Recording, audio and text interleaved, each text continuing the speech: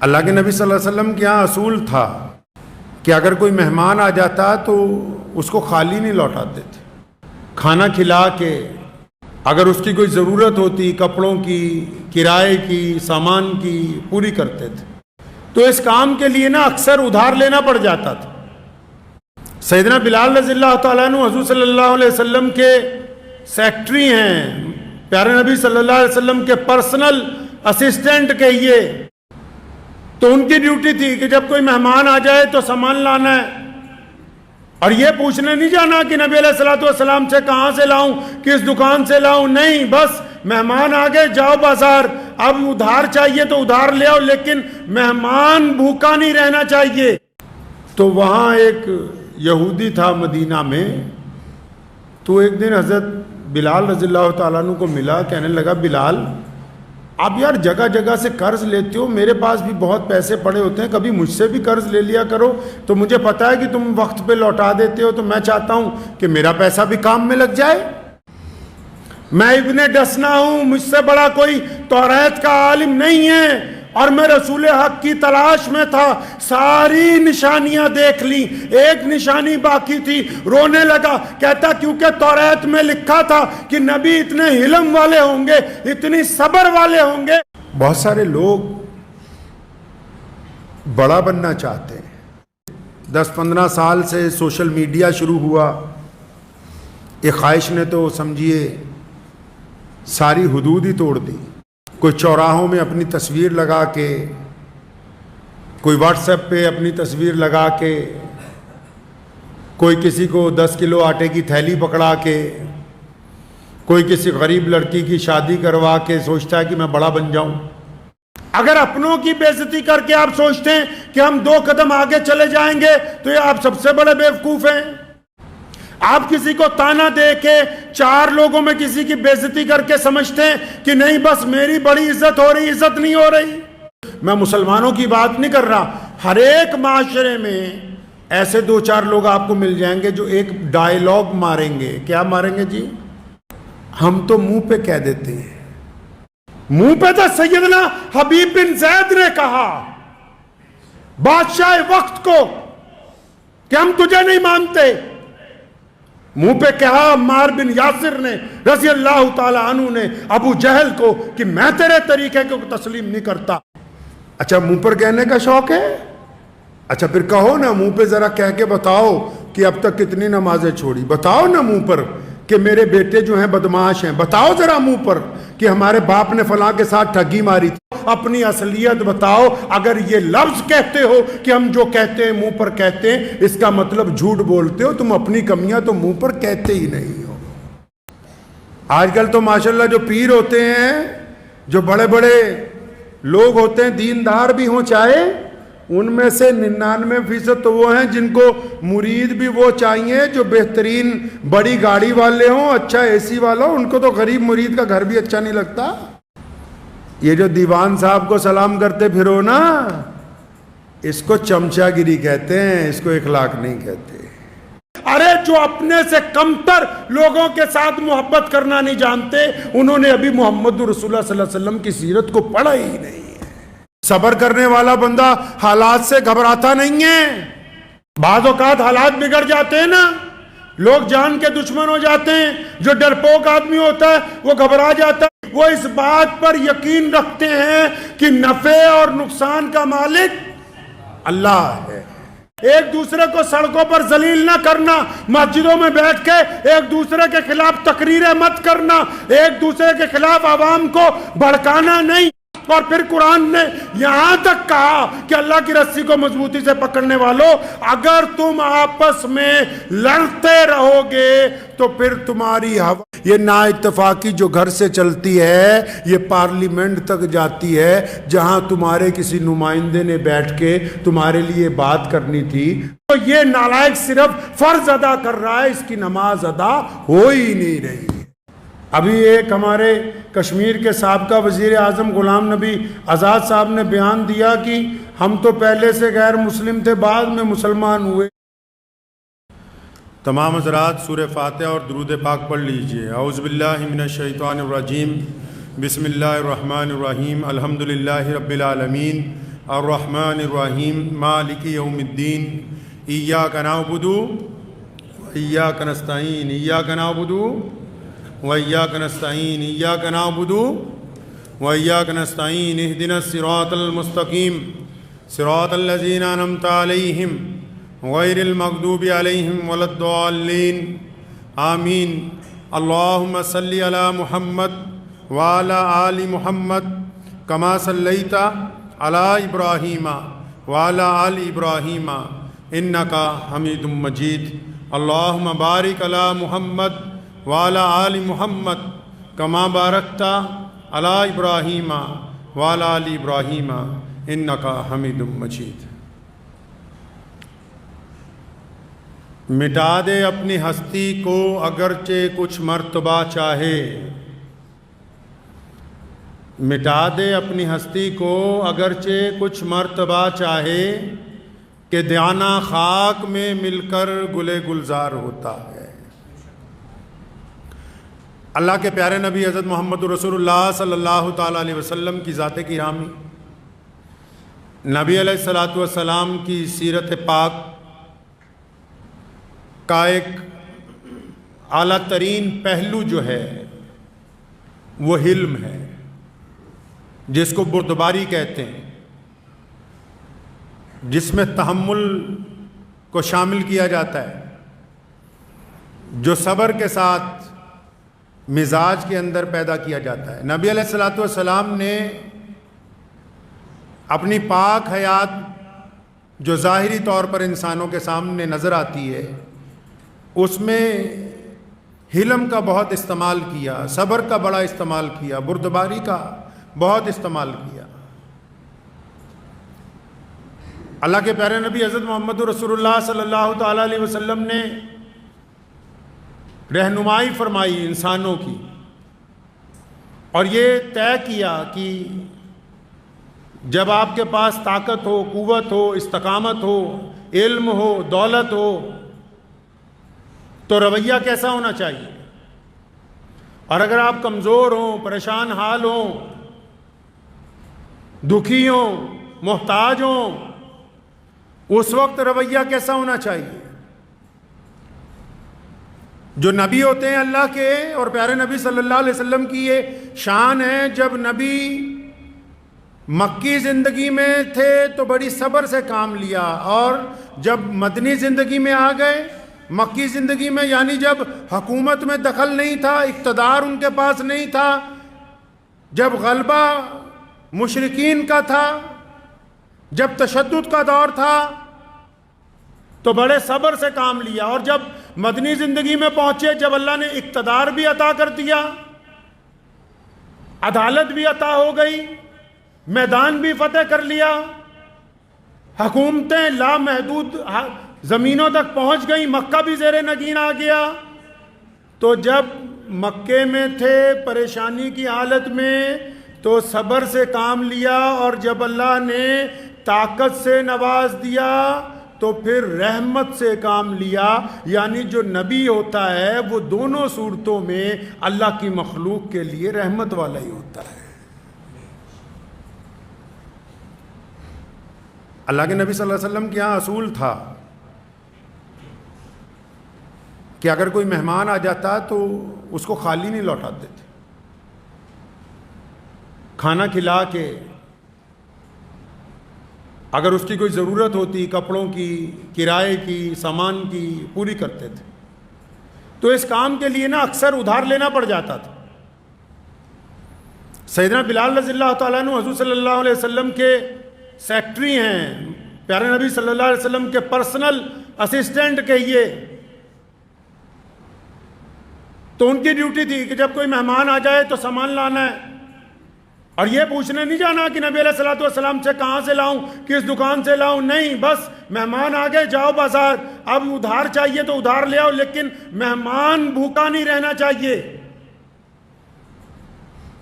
تو وہاں ایک یہودی تھا مدینہ میں، تو ایک دن حضرت بلال رضی اللہ تعالیٰ عنہ کو ملا، کہنے لگا بلال آپ یار جگہ جگہ سے قرض لیتے ہو، میرے پاس بھی بہت پیسے پڑے ہوتے ہیں، کبھی مجھ سے بھی قرض لے لیا کرو، تو مجھے پتا ہے کہ تم وقت پہ لوٹا دیتے ہو، تو میں چاہتا ہوں کہ میرا پیسہ بھی کام میں لگ جائے۔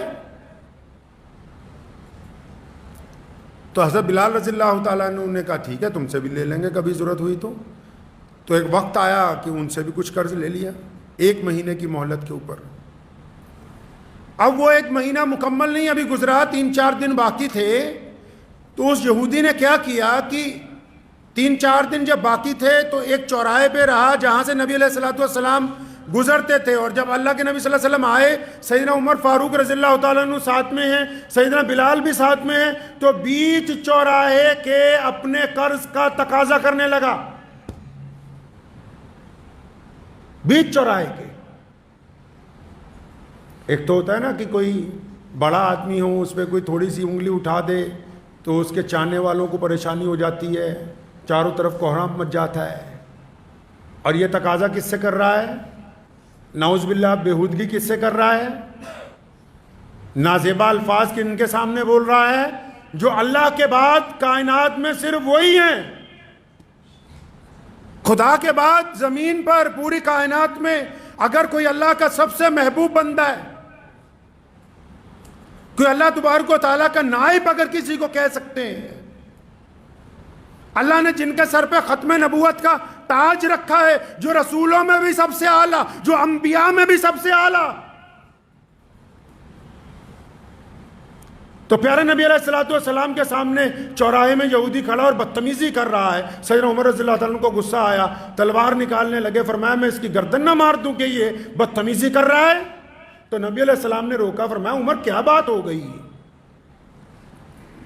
تمہیں تو الٹا یہ کہنا چاہیے کہ ہم بھائی تیرا قرض ادا کر دیں گے. اس کو کہنا چاہیے کہ تھوڑا صبر رکھ. اور بلال کو کہتے ہیں کہ بھائی اس کا جلدی قرض ادا کرو. سیدنا بلال رضی اللہ تعالیٰ عنہ پاس میں موجود تھے. پوچھا کب تک کی مہلت ہے؟ فرمایا یا رسول اللہ ابھی تو 3-4 دن باقی ہیں، یہ زیادتی کر رہا ہے. فرمایا کوئی بات نہیں، اس سے قرض لیا ہے نا، اس کو واپس کریں گے. اب کیونکہ اس نے تقاضا کیا اور اس نے ایسی بری بات کہی، کہنے والا خود کہتا ہے جتنی بری میں کہہ سکتا تھا اتنی میں نے کہہ دی. اس سے آگے کہتا میری ہمت نہیں تھی، جتنی بری کہہ سکتا تھا میں نے کہہ دی. تو نبی علیہ الصلوۃ والسلام کو غصہ نہیں آیا. آپ صلی اللہ علیہ وسلم ناراض نہیں ہوئے اس سے. آپ صلی اللہ علیہ وسلم نے سیدنا عمر فاروق رضی اللہ تعالیٰ عنہ کی ڈیوٹی لگائی کہ اچھا تو ناراض ہو رہا ہے، اس سے اب تیری ذمہ داری ہے، فوراً اس کو لے جا، اس کے قرض کا ادا کر دو اور اس کو کچھ فالتو بھی دینا. تو سیدنا عمر رضی اللہ تعالیٰ عنہ اس کو لے گئے، اس کو جا کے اس کے قرض کے مطابق کھجوریں بھی دے دیں اور کچھ فالتو بھی دیں. حضرت عمر رضی اللہ عنہ پوچھا یا رسول اللہ فالتو کیوں؟ فرمایا تم نے اس کو ڈانٹا ہے نا، اس کو ڈانٹا نہیں. اب اگر عمر رضی اللہ تعالیٰ عنہ جلالی طبیعت کے شخص تھے، قرض تو دے دیا، فالتو کھجوریں بھی دے دیں، لیکن چہرے پہ ناراضگی کے آثار تھے کیونکہ اس بندے نے ناحق بات کہی تھی. تو جب سب کچھ دے دیا تو اس بندے نے کہا کہ عمر تم مجھے پہچانتے ہو؟ فرمایا میں نے تجھے پہچاننے سے کیا لینا ہے، تیرا حساب ہو گیا، چل نکل اب یہاں سے، ہم نے تجھے پہچان کے کیا کرنا ہے. تو وہ کہنے لگا نہیں تم مجھے پہچانتے نہیں. حضرت عمر نے کہا میں نہیں تجھے پہچانتا اور نہ ہی پہچاننے کی ضرورت ہے، تجھے تیرا قرض کا مال دے دیا، اب چلا جا یہاں سے. کہنے لگا نہیں مجھے دیکھو میں یہودیوں میں سے توریت کا سب سے بڑا عالم ہوں، میں ابن ڈسنا ہوں، مجھ سے بڑا کوئی توریت کا عالم نہیں ہے، اور میں رسول حق کی تلاش میں تھا، ساری نشانیاں دیکھ لی، ایک نشانی باقی تھی. رونے لگا، کہتا کیونکہ توریت میں لکھا تھا کہ نبی اتنے حلم والے ہوں گے، اتنی صبر والے ہوں گے کہ اگر سامنے سے کوئی بدتمیزی بھی کرے گا تو وہ اس کی جواب اس کے انداز سے نہیں دیں گے. کہتا بس وہ والی بات چیک کرنے کے لیے یہ چوراہے والا میں نے قصہ گھڑا ہے، اب تو مجھے لے چل محمد رسول اللہ کے قدموں میں تاکہ میں رسول اللہ صلی اللہ علیہ وسلم کی غلامی کو اختیار کر لوں. بہت سارے لوگ بڑا بننا چاہتے ہیں، سب کی خواہش ہے، اور ماشاءاللہ جب سے 10-15 سال سے سوشل میڈیا شروع ہوا، ایک خواہش نے تو سمجھیے ساری حدود ہی توڑ دی. کوئی چوراہوں میں اپنی تصویر لگا کے، کوئی واٹس ایپ پہ اپنی تصویر لگا کے، کوئی کسی کو 10 کلو آٹے کی تھیلی پکڑا کے، کوئی کسی غریب لڑکی کی شادی کروا کے سوچتا ہے کہ میں بڑا بن جاؤں. بڑا بننے کے لیے نبی علیہ الصلوۃ والسلام نے جو طریقے بتائے ہیں اس میں حلم کا ہونا سب سے زیادہ ضروری، بردباری کا ہونا، سمجھداری کا ہونا۔ بدتمیزی کی جواب میں اگر بدتمیزی کی تو پھر کیا بات ہے، گالی کی جواب میں اگر گالی دے رہے ہیں تو کوئی کمال نہیں کر رہے آپ۔ اگر اپنوں کی بے عزتی کر کے آپ سوچتے ہیں کہ ہم 2 قدم آگے چلے جائیں گے تو یہ آپ سب سے بڑے بیوقوف ہیں۔ آپ کسی کو تانا دے کے 4 لوگوں میں کسی کی بے عزتی کر کے سمجھتے ہیں کہ نہیں بس میری بڑی عزت ہو رہی، عزت نہیں ہو رہی۔ اللہ تعالیٰ نے تو کہا قرآن پاک میں بڑے صاف لفظوں میں، ان اللہ مع الصابرین، کہ بے شک اللہ تعالیٰ صبر کرنے والوں کے ساتھ ہے۔ صبر کون کرتے ہیں بھائی؟ صبر وہ کہ جن کی زبان پہ پھر کوئی بات آتی نہیں ہے، اللہ ساتھ ان کے ہیں۔ متعدد مفسرین نے اس آیت کی تفسیر کے اندر جا کے لکھا ہے کہ اس کے مکمل صبر کی بات یہ ہے کہ جو بندہ سامنے والے کی تانا زنی پر، سامنے والے کے جھوٹے الزامات پر، سامنے والے کے تشدد پر چپ ہو جائے، بالکل صبر کر لے، پھر اللہ کہتے ہیں کہ اب میں تیرے ساتھ ہوں، تیری طرف سے اب میں بدلہ لوں گا اس سے۔ تو ہمارے ہاں کیا معاشرے میں کام ہے؟ ہم سمجھتے ہیں کہ اپنے کسی بھائی کی بے عزتی کر کے ہم تو کامیاب ہو جائیں گے۔ اکثر ایک مقولہ بہت مشہور ہو گیا ہمارے ہاں، بہت سارے لوگ ہر ایک معاشرے میں، یہ صرف میں مسلمانوں کی بات نہیں کر رہا، ہر ایک معاشرے میں ایسے 2-4 لوگ آپ کو مل جائیں گے جو ایک ڈائیلاگ ماریں گے۔ کیا ماریں گے جی؟ ہم تو منہ پہ کہہ دیتے ہیں، میں تو جو کچھ کہنا اگلے دے منہ تو ہی کہہ دینا۔ اچھا جی، جو کہتے ہو منہ پہ کہہ دیتے ہو؟ تو یہ بہت بڑا فن ہے، یہ بڑی مہارت کی بات ہے کہ آپ جو کہہ رہے ہو منہ پہ ہی کہہ رہے ہو۔ بھائی کمال کی بات ہے یہ جو بندہ یہ لفظ کہتا ہے نا، کون سا لفظ کہ جی میں تو منہ پر ہی کہہ دیتا ہوں، اگر وہ بادشاہ کے منہ پر کہتا ہے تو پھر یہ سچ کہہ رہا ہے۔ اگر یہ اپنے بھائی کی بے عزتی کرتا ہے، اگر یہ اپنے پڑوسی کی بے عزتی کرتا ہے، اگر یہ اپنے دوست کی بے عزتی کرتا ہے، اگر یہ غریب کی بے عزتی کرتا ہے، اگر یہ مانگنے والے کی بے عزتی کرتا ہے، تو اس سے بڑا بے ایمان کوئی دوسرا ہے نہیں، اس سے بڑا بے ایمان کوئی دوسرا نہیں ہے۔ کیا منہ پہ کہہ دیتا ہے بھائی؟ مطلب دل اتنا چھوٹا ہے، اتنا چھوٹا دل ہے کہ اگر اپنا کوئی بھائی نماز نہ پڑھتا ہو تو بیچ چوراہے کے اس کو 10 لوگوں میں ٹوکتا ہے تاکہ اس کی بے عزتی ہو جائے۔ دل اتنا چھوٹا ہے کہ اپنے اگر کسی بھائی بہن کا عیب پتہ ہو تو 50 لوگوں میں بیٹھ کے اس کی کھلی اڑاتا ہے۔ مطلب دل اتنا چھوٹا ہے کہ اگر کوئی اپنا پڑوسی کوئی ضرورت کی چیز مانگ لے تو 10 لوگوں کو بتاتا پھرتا ہے، ارے یہ منہ پہ کہنے والا نہیں ہے، یہ بدبخت کمظرف ہے، یہ بے ایمان ہے، یہ منہ پہ نہیں کہہ رہا۔ منہ پہ تو سیدنا حبیب بن زید نے کہا بادشاہ وقت کو کہ ہم تجھے نہیں مانتے، منہ پہ کہا عمار بن یاسر نے رضی اللہ تعالیٰ عنہ نے ابو جہل کو کہ میں تیرے طریقے کو تسلیم نہیں کرتا، منہ پر کہا سیدنا سمیہ رضی اللہ تعالیٰ عنہ نے شہادت کو قبول کیا، کفار مکہ کے مطالبے کو منظور نہیں کیا ہے۔ منہ پر کہتے ہیں؟ اچھا منہ پر کہنے کا شوق ہے؟ اچھا پھر کہو نا، منہ پہ ذرا کہہ کے بتاؤ کہ اب تک کتنی نمازیں چھوڑی، بتاؤ نا منہ پر کہ میرے بیٹے جو ہیں بدمعاش ہیں، بتاؤ ذرا منہ پر کہ ہمارے باپ نے فلاں کے ساتھ ٹھگی ماری تھی، بتاتے کیوں نہیں کہ ہم بدمعاشی کا کاروبار کرتے رہے تھے؟ بتاؤ نا منہ پر کہ میں تو 2 نمبری کا کام کرتا رہا ہوں، کیوں نہیں بتاتے کہ میں نے فلاں کی بیٹی کے ساتھ منہ کالا کیا تھا؟ کیوں نہیں بتاتے کہ میں نے فلاں کے ساتھ اتنے ہزار کی بے ایمانی کی تھی؟ بتاؤ نا کہ میں نے کس کس کی ماں بہن بیٹی کے لیے غلط ارادے دل میں پال رکھے۔ منہ پہ کہنے کا اگر شوق ہے تو پھر اپنی اوقات بتاؤ، اپنی اصلیت بتاؤ۔ اگر یہ لفظ کہتے ہو کہ ہم جو کہتے ہیں منہ پر کہتے ہیں، اس کا مطلب جھوٹ بولتے ہو، تم اپنی کمیاں تو منہ پر کہتے ہی نہیں ہو، اپنی کمیاں منہ پر نہیں کہتے ہو۔ منہ پر کہنے والے لوگ معاشرے کو توڑنے والے لوگ ہیں۔ پیارے نبی صلی اللہ علیہ وسلم سے زیادہ اللہ کے بعد کون کائنات میں عزت والا ہے؟ رسول اللہ صلی اللہ علیہ وسلم سے زیادہ کس کی تکریم ہو سکتی ہے؟ پیارے محمد صلی اللہ علیہ وسلم سے زیادہ کائنات میں کس کا ادب ہو سکتا ہے؟ پھر بھی ایک صحابی رسول صلی اللہ علیہ وسلم آتے ہیں، نوجوان آتا ہے اور آ کے کہتا ہے یا رسول اللہ میرا تو زنا کرنے کی طبیعت چاہتی ہے۔ آج کل ذرا کسی مولوی کو یہ بات کہہ کے دیکھو 400 فتوے ساتھ میں آ جائیں گے. اپنے کسی پیر کو کہہ کے بھیجو, کہے گا تھپڑ مارو باہر نکالو اس کو. اپنے کسی بڑے کو کہہ کے بھیجو. آج کل تو ماشاءاللہ جو پیر ہوتے ہیں, جو بڑے بڑے لوگ ہوتے ہیں, دیندار بھی ہوں چاہے, ان میں سے 99% تو وہ ہیں جن کو مرید بھی وہ چاہیے جو بہترین بڑی گاڑی والے ہوں, اچھا اے سی والا ہوں. ان کو تو غریب مرید کا گھر بھی اچھا نہیں لگتا. پہلے سے ہی مشورے میں طے ہو جاتا ہے کہ کون سی کوٹھی پہ حضرت اتریں گے اور کون سی کوٹھی سے ہیلی کاپٹر میں بیٹھ کے واپس چلے جائیں گے, پہلے ہی طے ہو جاتا ہے. یہ محمد رسول اللہ صلی اللہ علیہ وسلم کی سنت کو کہاں پہنچ سکتے ہیں؟ پیارے نبی حضرت محمد رسول اللہ صلی اللہ تعالی علیہ وسلم کیا چاہتے ہیں؟ آپ نبی علیہ الصلوۃ والسلام نے کیا طریقہ طے کیا ہے؟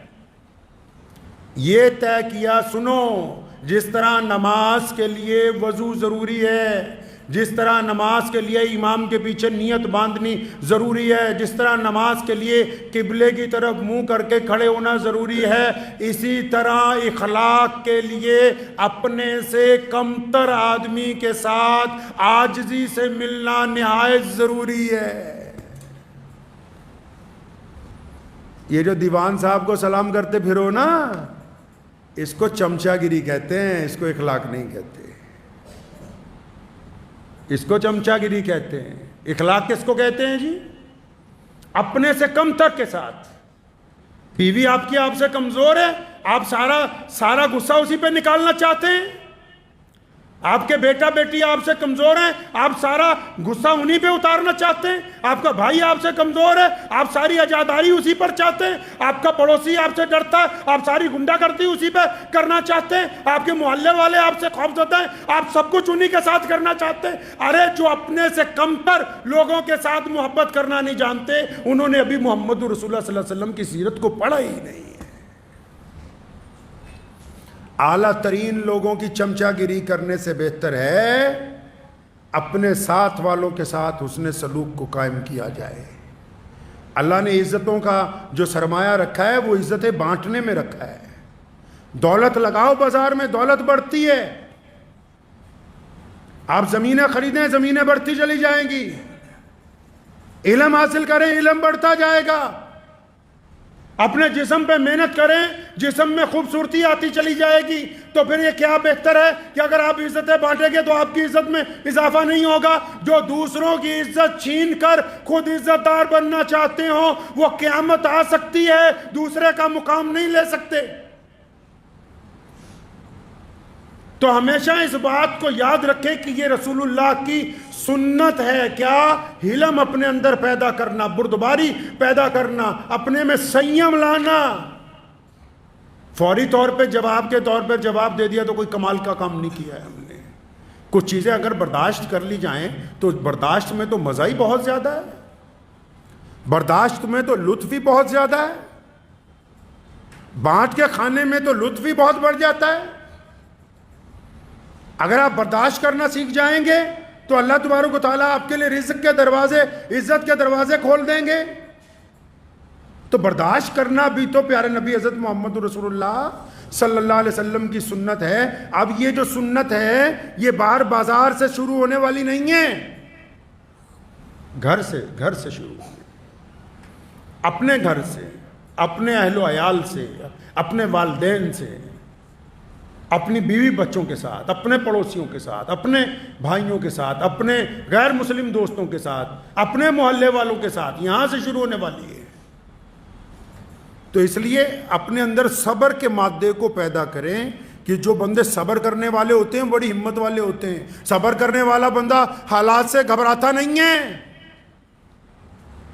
بعض اوقات حالات بگڑ جاتے ہیں نا, لوگ جان کے دشمن ہو جاتے ہیں. جو ڈرپوک آدمی ہوتا ہے وہ گھبرا جاتا ہے, چھپتا پھرتا ہے. صبر کرنے والے حالات سے نہیں گھبراتے.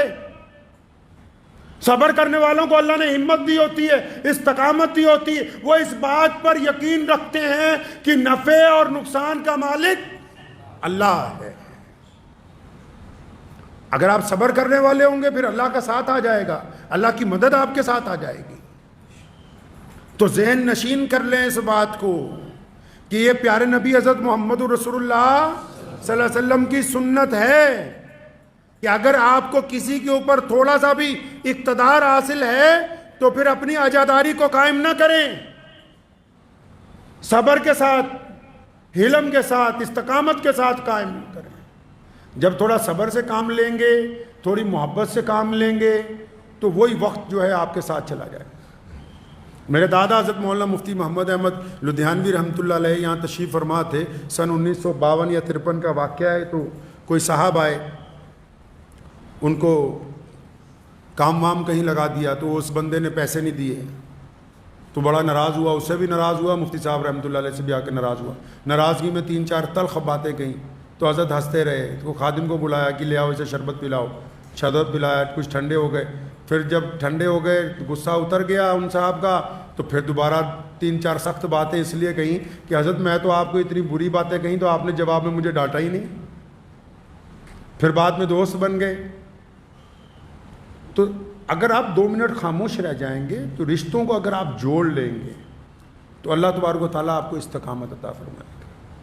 اور جو رشتوں کو جوڑنے کی بات ہے، قرآن پاک میں نے کہا نا، وَاعْتَصِمُوا بِحَبْلِ اللَّهِ جَمِيعًا، اللہ کی رسی کو مضبوطی سے بولو نا، پکڑ لو۔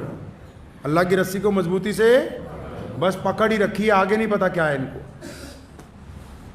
قرآن نے کہا اللہ کی رسی کو مضبوطی سے پکڑو، لیکن کیا کہا آگے؟ فرمایا لیکن آپس میں لڑنا نہیں،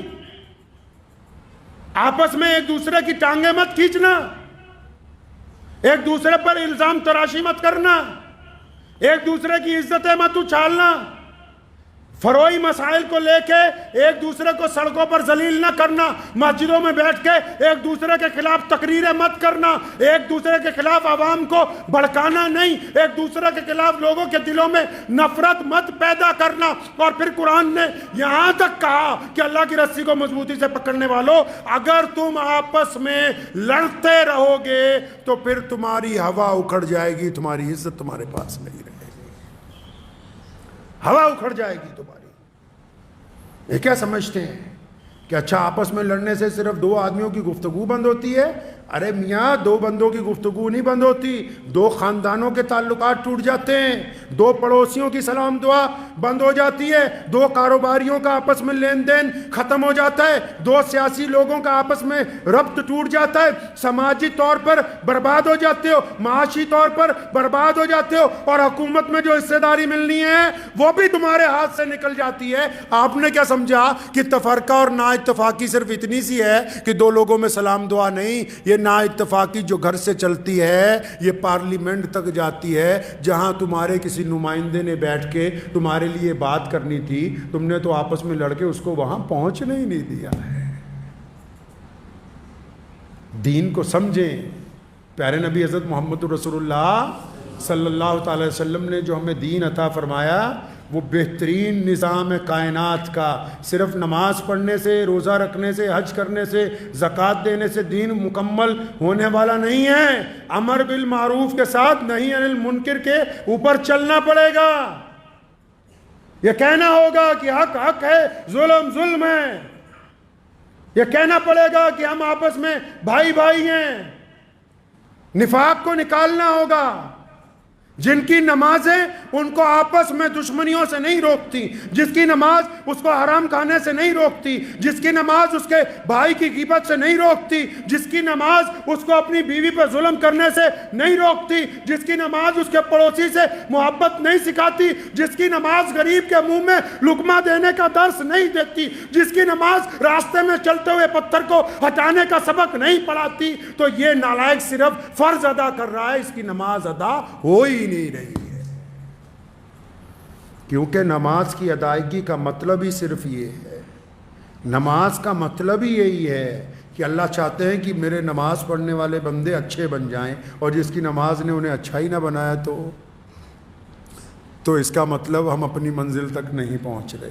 تو دعا کیجئے، وقت بھی ہو گیا ہے کہ حالات جیسے تیسے بھی ہوں صبر سے کام لینا ہے، لیں گے انشاءاللہ۔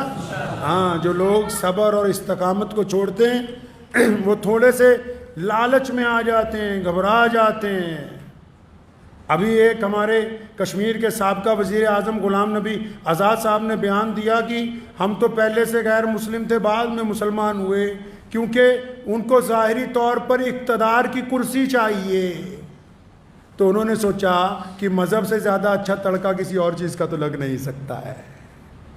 تو میں سرکار کو یہ اپیل کروں گا کہ جو اپنوں کا نہ ہوا وہ آپ کا کہاں ہونے والا ہے، جو اپنوں کا نہ ہوا وہ آپ کا کہاں ہونے والا ہے۔ جو گرگٹ کی طرح رنگ بدلتے ہوں ان کو اسلام نے بھی کہا کہ یہ منافق ہیں، ان کو دنیا کے دستور نے بھی کہا۔ کسی بھی دیش میں چلے جائیے، سیاسی طور پر رائے کا اختلاف رکھنے والے لوگ قابل قبول ہوتے ہیں، لیکن اگر کوئی اپنے دیش سے اختلاف رکھتا وہ بندہ قابل قبول نہیں ہوتا۔ تو اس لیے ہمیشہ یاد رکھیں، حالات جیسے بھی آ جائیں، اسلام کا دامن محمد رسول اللہ صلی اللہ علیہ وسلم کے راستے کو اپنی جان سے عزیز رکھتے رہیے۔ دعا کیجیے اللہ اس کے اوپر عمل کی توفیق عطا فرمائے۔ وآخر دعوانا ان الحمدللہ رب